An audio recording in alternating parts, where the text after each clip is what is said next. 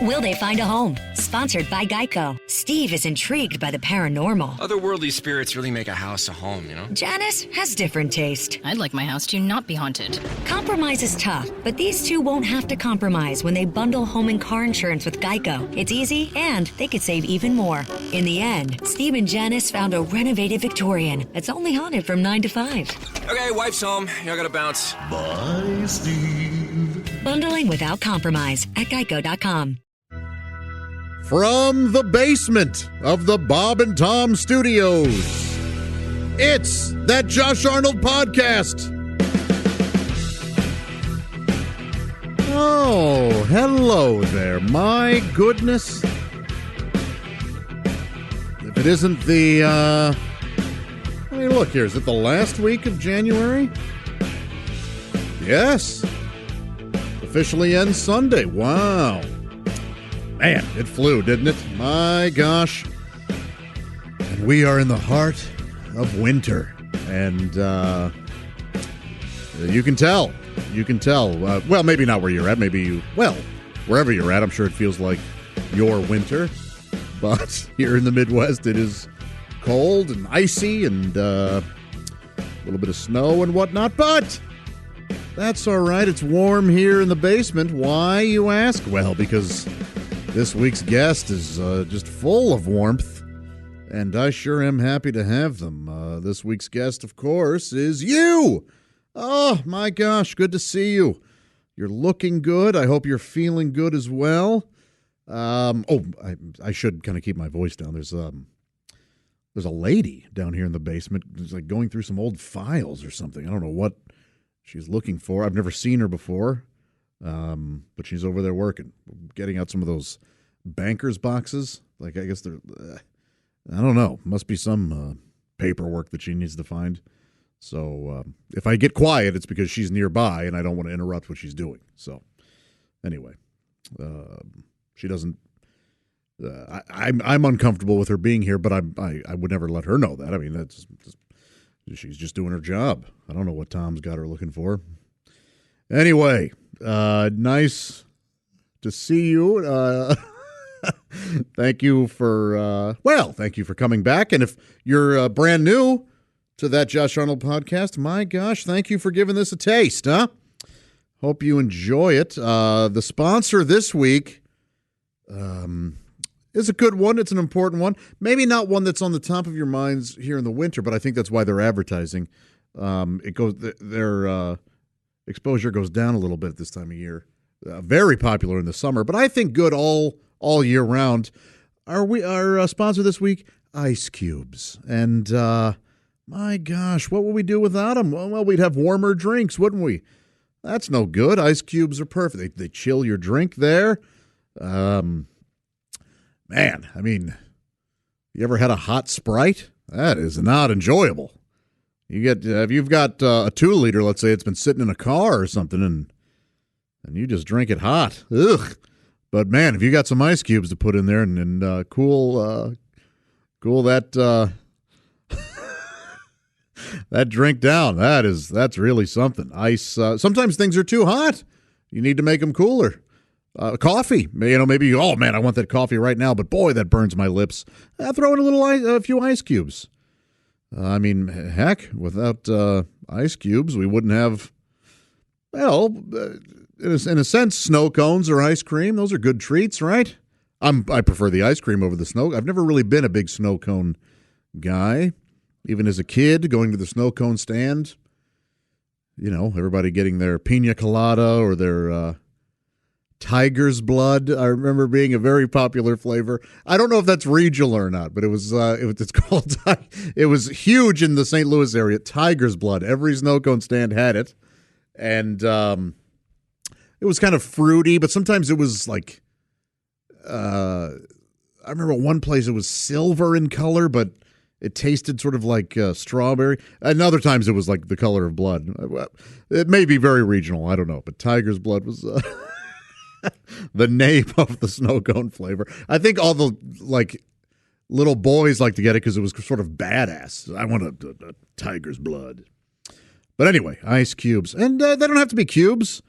They can be Well, they've got those new orb, like those ice cube holders that are like, they turn the ice into perfect circles that kind of fill your glass. Man, those are cool. And how about barrel ice? Oh, my gosh. That crunchy barrel-shaped ice. That's excellent. Excellent stuff. And, yeah, ice cubes. They help. They can help if you got sore muscles or something. You can fill a bag with ice cubes and, ease some of that discomfort. Dry ice is always fun. Not really for beverages. I mean, I guess you could put some in a beverage and make it look like you're drinking some sort of magic potion or something. But anyway, thank you, Ice Cubes, for sponsoring the podcast this week. Why don't you enjoy some ice cubes today? We've got a fun word coming up here for Vocabulary Station. I got a very nice email about one of our past words from a fellow named William Blair. Good guy. He sends me interesting stuff a lot and very friendly, very erudite. He said that the word Xantippe, remember that one from a couple weeks ago? Xantippe. I hope you were able to use it at some point. It means a shrewish woman, a nag sort of thing. He said that Xantippe was the name of Socrates' wife, and that's where the word came from. I had no idea. No idea. And quite honestly, I haven't followed up on this. I did not vet this information. Mr. Blair could be lying to all of us.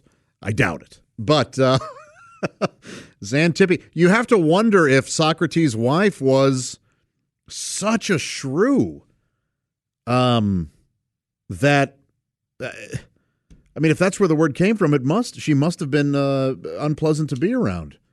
And then other men started telling their wives, hey, don't be a Xantippe.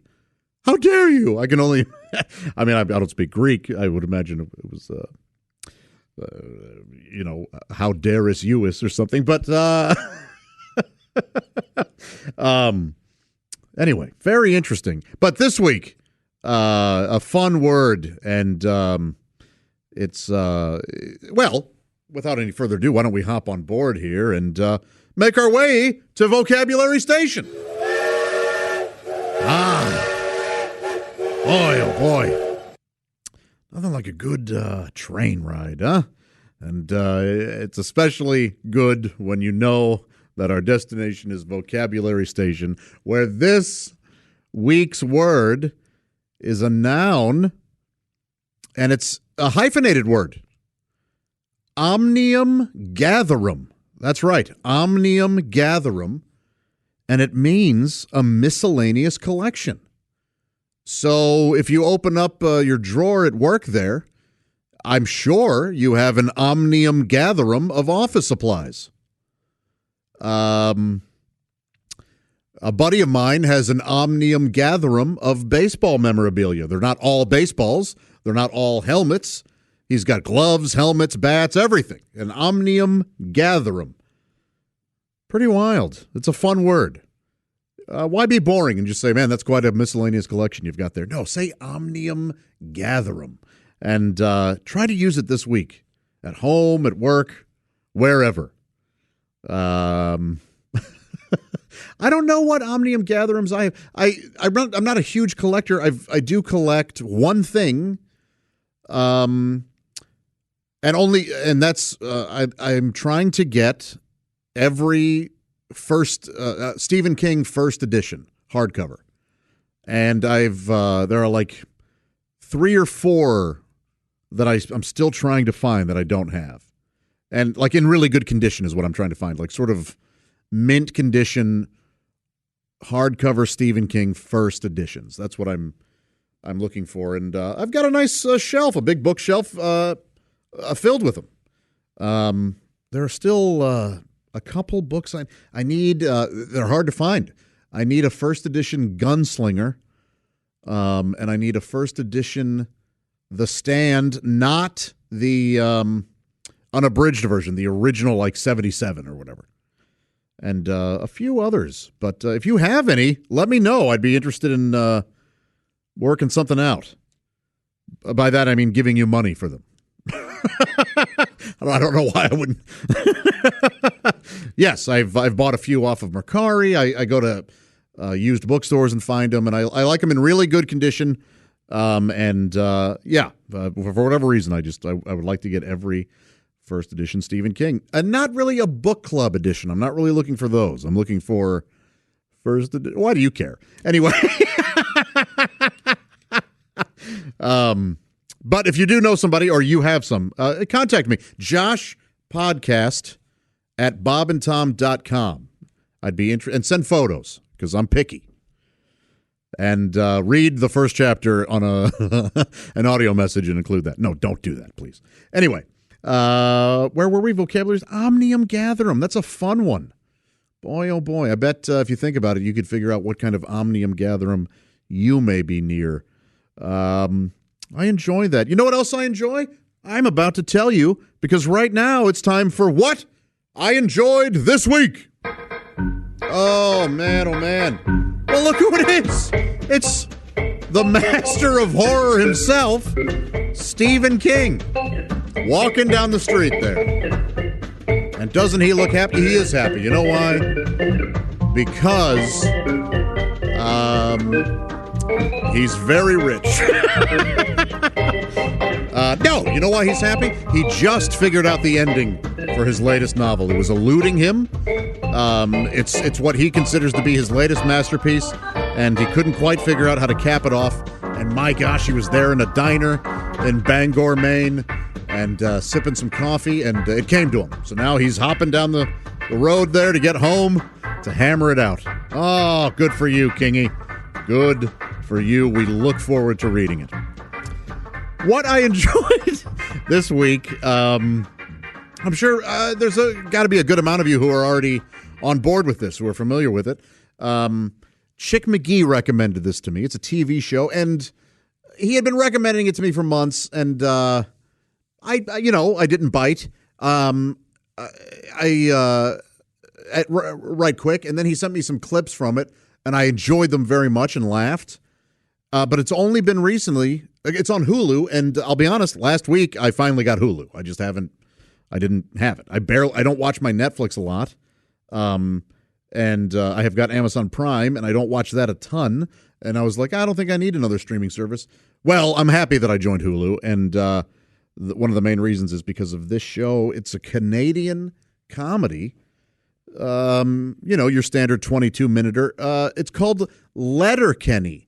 And I'm going to tell you right now, it's not for everybody. It is quirky and bizarre, and also foul-mouthed and weird. I love it. And I thank the chick for introducing it to me, because boy, does it make me laugh out loud. It's about a small Canadian town of 5,000 people or so, and they say that this town has you could be one of three types of people. A hick is how they refer to it. It's a farming town, so the farmers they call hicks, and the hockey players are the second category, and they're sort of these goofy jocks, and then skids is what they call the third category, and those are sort of your meth heads. So there are a bunch of very colorful characters, very it's simultaneously witty and crass and silly, and it's just got all levels of humor, and the use of slang in this show, particularly Canadian slang that we may not be used to. I might be more familiar with some of it than the average viewer because of my interest in hockey, and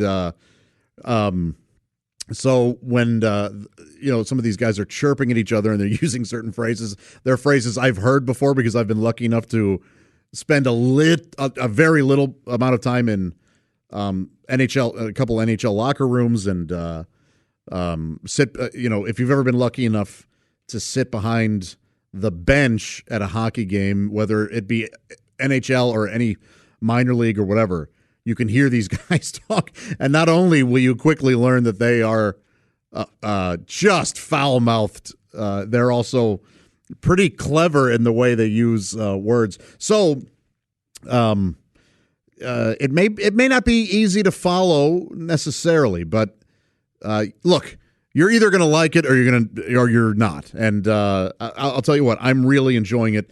If you don't, I would never argue with you. It's not for everybody, but maybe give it a shot if you don't mind some very R-rated language and a lot of silliness. Letterkenny. I think it's a boatload of fun. And hats off to our friends up north. Boy, they sure have given us a lot of. It's easy to sort of lump American and Canadian entertainment into one, but the Canadians are responsible for some of the best comedy. Boy, SCTV and Kids in the Hall and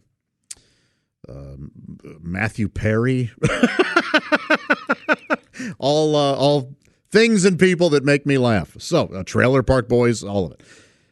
That's what I enjoyed. Some good letters came in this week. Thank you very much for sending them to Josh Podcast at bobandtom.com. Here's a good question from Kevin. He says, did your brothers grow up listening to the Bob and Tom show like you did? If so, what did they think of you being on the show? They did, because I would order all the CDs. I would order this anytime a new Bob and Tom CD came out. I would order it. I remember ordering them from the phone. I think it was 1-800-buy this, and I would call and I'd have to have a credit card. The first time I had to use like one of my parents' credit cards or something, and ordered Factory Air, a CD from the mid '90s, and then I just kept ordering from then. And so I would have my dad and my brothers listen to them, and they all loved them. And then a couple of my brothers and I, we fancied ourselves mixtapeologists, and so we would mix some of our favorite songs with some of our Bob and Tom bits onto one cassette. And then whenever we were driving around with our friends, we would pop the cassette in and listen to good music and good comedy, and that was fun to do. Sometimes we would my brother Jeff figured out how to overlay two things. So there would be like, let's say Frampton, Do You Feel Like We Do? And then whenever there weren't singing, when it was just sort of instrumental, he would put in over it a Bob and Tom bit or a bit of comedy from some stand-up album that we had. So it was like this weird mashup of music and comedy, and we loved it. We just thought it was so cool and fun. So now they're excited that I'm on the show, and they get a kick out of me being teased, and they get a real kick out of it. So yeah, it's great. It's great, and they like being mentioned to a certain degree. Whenever one of their silly antics comes up on the air or something like that. So they are fans, and it's fun. It's very fun. Jake wrote in with really good questions here. He says, what movie scene would you love to watch over again for the first time? And then he also says, what movie did you not see in theaters that you wish you would have? Well, I'll be honest. Oh, boy. And speaking of Stephen King, he said the movie he's really kicking himself for not going to the theater to watch was Dr. Sleep. Man, that was a good flick. I liked it. It's the sequel to The Shining, essentially, and good movie. I also did not see that in the theater, but I watched it on HBO or something, and I wish I had seen it in the theater. There aren't a ton of modern movies that I didn't catch in the theater that I wish I had. I typically would go. I would just go see it, and if I didn't go to the theater to see it, it was because I knew I could wait. So a lot of the movies that I wish I had seen in theaters that I didn't. Some of them I just wasn't around when they came out. those that were that I was but I was considered too young to go see. Goodfellas, I would have loved to have seen when it initially came out in theaters. Silence of the Lambs, I would have loved to have seen in a crowded theater. I was just a kid when those came out, maybe 10 or something. So I wouldn't have been, unless my parents took me, but they weren't going to. So those definitely I would have, had to. Silence of the Lambs. I'm sure some of you listening saw it in a crowded theater, probably. You know what's interesting? It came out around this time of year. And the interesting thing about it is it ended up winning all these Oscars over a year later. So that's very rare for a movie to come out in January and then win like Best Picture. I mean, it swept the Oscars essentially. So you might say, well, no, I've seen movies that have come out early in the year that went on to win. Well, it's because they were either re-released because they were nominated for Oscars, or they were showing in other cities, just not yours, until later. So Silence of the Lambs was a mass release early in that year, and it wasn't eligible for I'm going to be wrong here, but let's say it came out in 1990. I don't quite remember. It wasn't eligible for the 1990 Academy Awards, is what I'm saying. So it eventually won them in 91 or whatever the years were. But yes, I think you get what I'm saying. But pretty interesting. But man, seeing that in a crowded theater must have been great. It's so thrilling and scary and just wonderfully made that I bet most of the audience was breathless during some of those scenes. Maybe a fair amount of nervous laughter at other times. It's that would have been cool. I think the movie I would have loved to have seen in the theater the most is a comedy from the 60s called It's a Mad, Mad, Mad, Mad World. It's such an epic comedy. It runs like 3 hours, and it's got this gigantic cast, and there's so much going on, and there's such wonderful scenery and action scenes, comedically done, that I would have loved to have seen It's a Mad, Mad, Mad, Mad World in the theater. My dad saw it in the theater, and he said it was one of the greatest theater-going experiences he had because it was shown on something called CinemaScope, where it was essentially 3 big movie screens put together and somewhat of a curve. And so you would watch the action start at like the most left screen, and then it would cross over to the middle screen and then go to the right. And he said you could see lines between the screens, but they weren't huge. They weren't like these big missing gaps. They were just little lines, thin lines. But if you've seen that movie, you know that at the end there's this wonderful scene where everybody's trapped on an extended fire truck ladder, and it starts swinging back and forth. And he said to watch that ladder go all the way over to the end of the right screen, and then all the way over to the edge of the left screen. It was just such a treat, and I bet it was. And I would have loved to have seen that. So that's my biggest on that. If you haven't seen It's a Mad, Mad, Mad, Mad World, allot yourself a Sunday afternoon or something like that and give it a watch. I mean, it's one of the funniest movies ever made. It's just hysterical, and you'll be floored by the amount of people you know in it. Excellent. It's just one of the greatest comedies ever made. What movie scene would you love to watch over again for the first time? I'll be honest, man, oh man.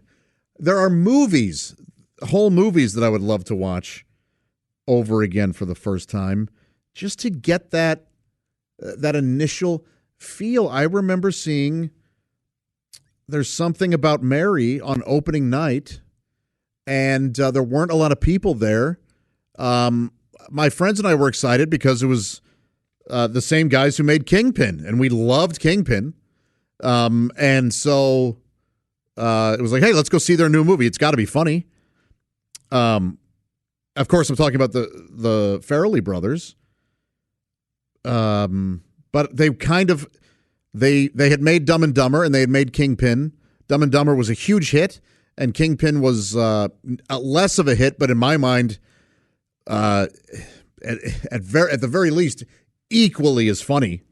And but they didn't have the mega hit that would be Something About Mary yet. So on opening night, going to see Something About Mary for the first time was we were overjoyed at how funny that movie was. And I'll be honest with you, I have not watched it since. I have seen clips. If I'm flipping through the channels and it's on, I might watch 4 or 5 minutes here or there. But I haven't sat down to watch it from beginning to end because I just know the magic of it has faded. That first viewing was so fun and so riotous, quite frankly, that I just don't think a second view. Maybe enough time has passed now to where I could, and I probably should, because I'm sure there are so many jokes that I don't remember. We all remember the key, the big sort of set pieces, the biggest laugh scenes. But this might surprise some of you too. A movie that I would love to watch again over for the first time is Titanic. I'm a big defender of that movie, and you remember seeing it for the first time? The emotion, the thrill, and the heartbreak, and the sadness, and the awe. I mean, my God, I would love to watch Titanic again for the first time and feel all those things. Maybe it's time I do, because it's been a really long time. That was one I saw twice in the theater, and I remember being really struck by. So you see it the first time, and of course you feel all the feels, as the kids, would say 2 years ago, and and then when I went to see it the second time, as soon as it started, and that music, that sort of that music started, the violins and that Celine Dion melody or whatever, it all just came like rushing back. Where I went, oh, geez, what am I going to put myself through again? And man, that was really, really quite an experience. I hope you really lost yourselves in some of these movies. Maybe they weren't Titanic and they weren't Something About Mary, but I hope that you have memories like that where you meant, man, that movie meant so much. Like, I just felt so much when I watched it. I really lost myself, and I wish I could watch it over again for the first time. Man, the original Halloween I would love to watch over again for the first time, because quite frankly, I've watched it so much that I'm not nearly as scared as I was when I was a kid, say. Or even when I rediscovered it, like in my teens, when Blockbuster Video was selling like a VHS copy of it, and I went, oh, I should own this. I remember really being terrified by this, and man, and then watching it going, yes, understandably, that movie scared the hell out of me. So I'd love to go back and watch that and be scared again, but I still really appreciate it and watch it a lot. That kind of leads to another question that was sent in by Greg. Who are your favorite horror movie characters or monsters? Specifically, which one scared you or affected you the most growing up, or even now? That's a fun question. I was kind of a franchise horror fan when I was a kid, so I loved all the Friday the 13th and all the Nightmare on Elm Streets and the Halloweens. Michael Myers scared me the most because he was the most. There was he was the most realistic of that ilk, and he was there was a lot of mystery behind his impulses and actions. It was like, why is this man stalking and killing people? That was horrifying. And the fact that he wore that blank mask where you as the viewer could just project your own worst fears onto it, essentially. A brilliant move by the filmmakers and so effective. I also loved, Chucky and just a lot of those. But Michael Myers really was probably my favorite, and probably still is my favorite horror movie character. I love Leatherface and all that stuff. But that is an interesting thing about some of these horror movies, is that you end up kind of rooting for the villain. And, going back to Silence of the Lambs, if you told me that when Hannibal Lecter escaped from his cubic cell, if you told me that you were like upset that he was out there, he escaped and he was free, and that you were really mad or angry or sad about it, I wouldn't totally believe you. I'd go, a little bit of you didn't want him to escape. I don't buy it. It's weird that we wanted him to escape, but it's just human nature. There's part of us that wants to see the villain do their thing.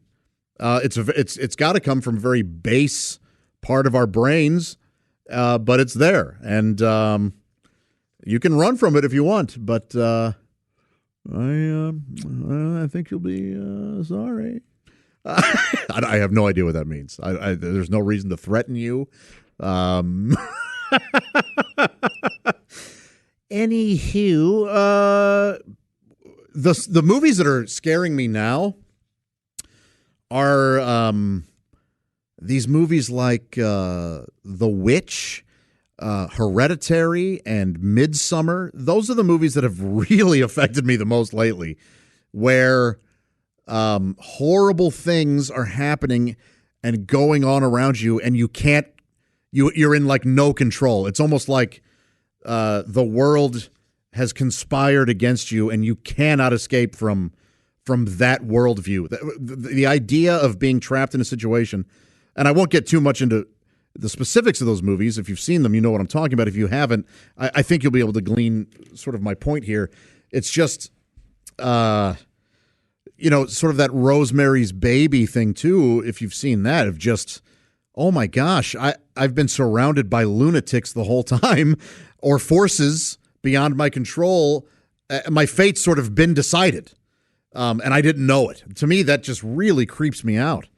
And all those movies do that, as opposed to, I have to fight this monster in front of me. There's these hidden forces really have been that really gives me the creeps these days.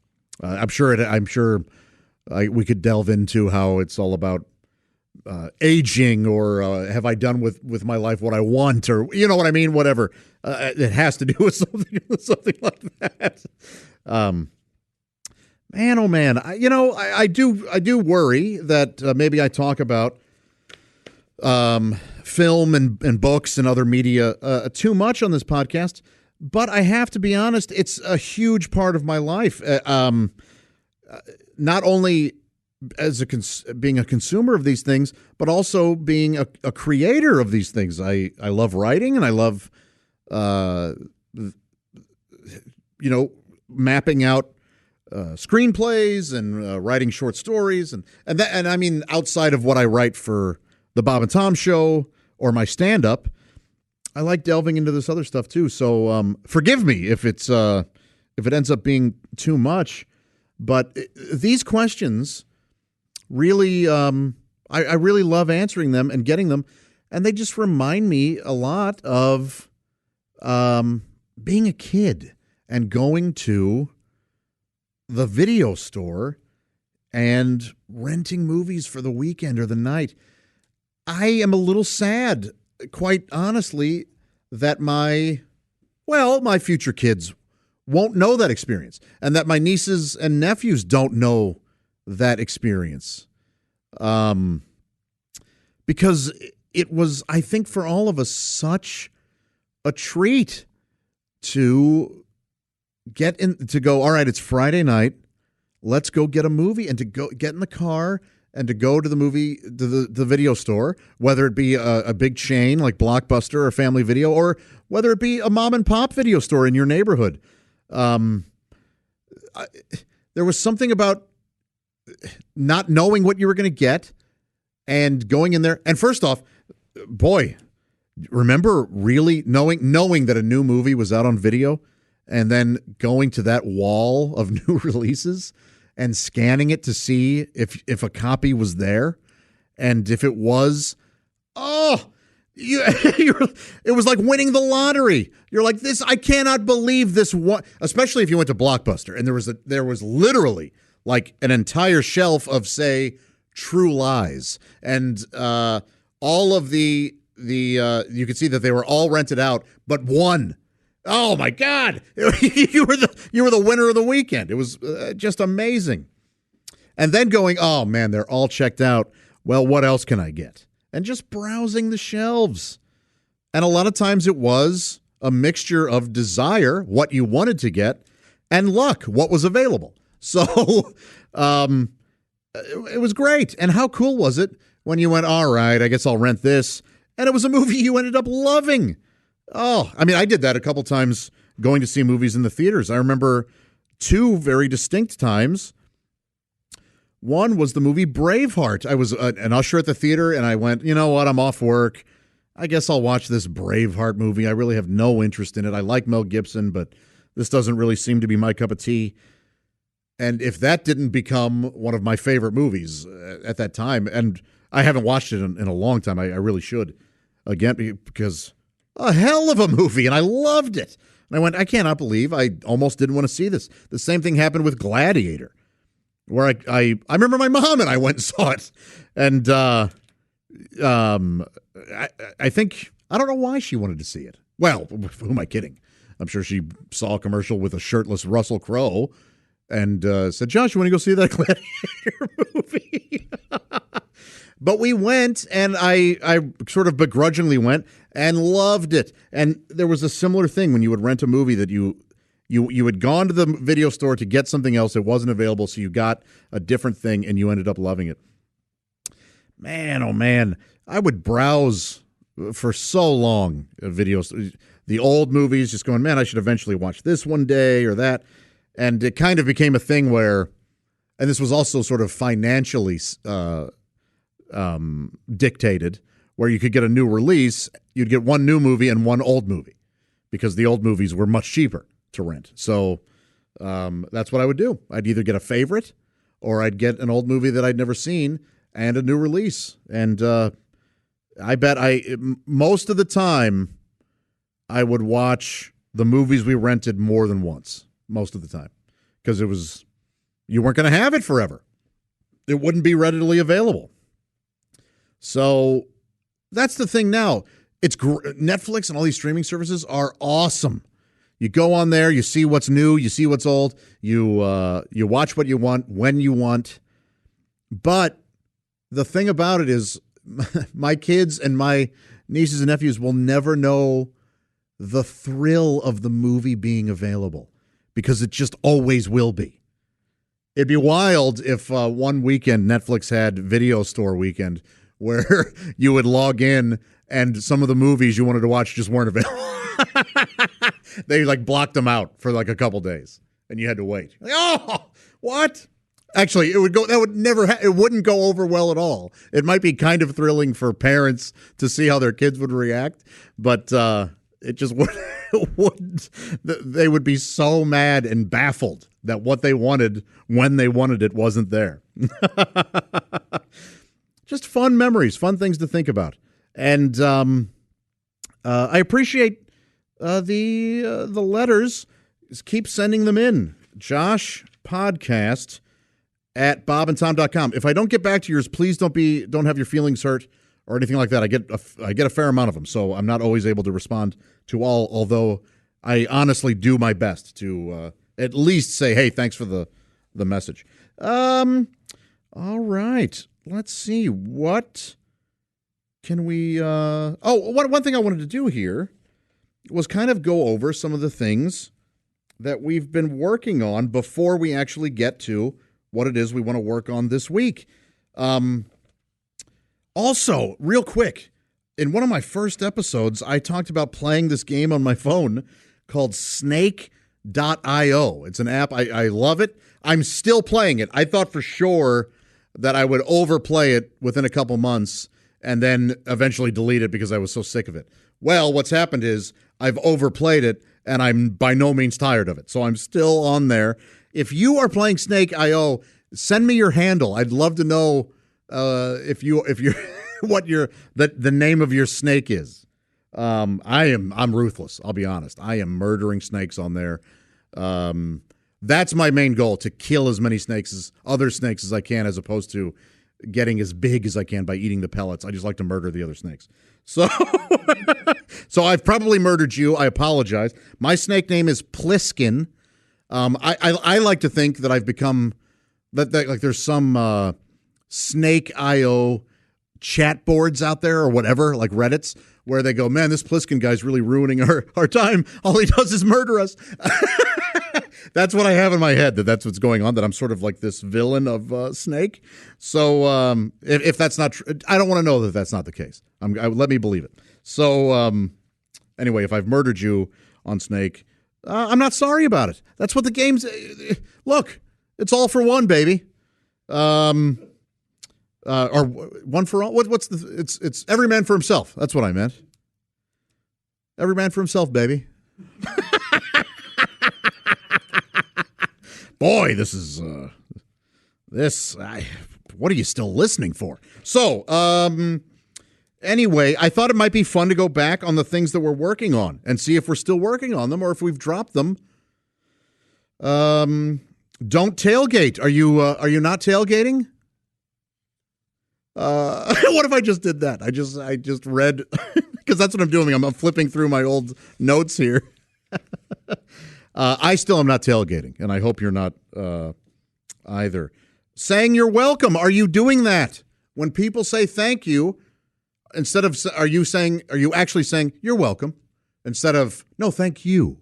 Because it's real easy to just go, hey, thank you. You're welcome, and thank you. Say you're welcome first. It makes the person feel good. Trust me. What are some of the others here? Report good service. We should be doing that. Flossing. My God. If you're not flossing, I'll tell you what. There's some stuff between your teeth. All right. This is not going the way I thought it would. What's ended up happening is I am just stating as obvious thing. Like, this has just become way too obvious. Like, here, this one just says, give yourself a break. Hey, if you're not giving yourself a break, that means you're not resting enough. Anyway, let's get to. I apologize for wasting the last 2 minutes of your life. I owe you, and so I will make it up to you in some way. Thank you for bearing with me. And let's get to what to work on this week. Oh, boy. That is good music, I bet. I bet this week you're going, yeah, thank God that's playing now. That means this is almost over. All right. I got a little help with this one because, quite honestly, today I went, man, I'm all set for the podcast, but I don't really have something for us to work on this week. That's where I came up with the harebrained idea of, well, maybe I'll just go through the older ones and see how we're doing. But as you can see, I didn't end up really, I didn't think that was being very effective. So I asked Jess Hooker, who you're familiar with from the Bob and Tom Show and the Bits and Pieces podcast, which you should be listening to if you're not. It's a delight. And yes. And she said, you know what? This is something that I would like people to work on. And I went, that's great. And so thank you, Jess, for this suggestion for what to work on this week. It's taking compliments and just accepting them for what they are. This is a really good thing to work on because sometimes we have trouble accepting compliments, don't we? So the next time somebody compliments you, just say, "Oh my gosh, thank you very much." That's really all you have to do. So it was Jess's contention that a fair amount of women have trouble accepting compliments because what'll happen is, she said, I'll say, "Oh, that's a lovely dress." Instead of the person going, "Oh, thank you so much," they go, "Oh no, I've had this forever and I got it on sale at Target and it just was." There's a whole sort of monologue as to why you shouldn't have complimented me on it. And there's something to be said for being humble, but really, when somebody's complimenting you, accept it. And it doesn't matter if they mean the compliment or not. And here's what I mean.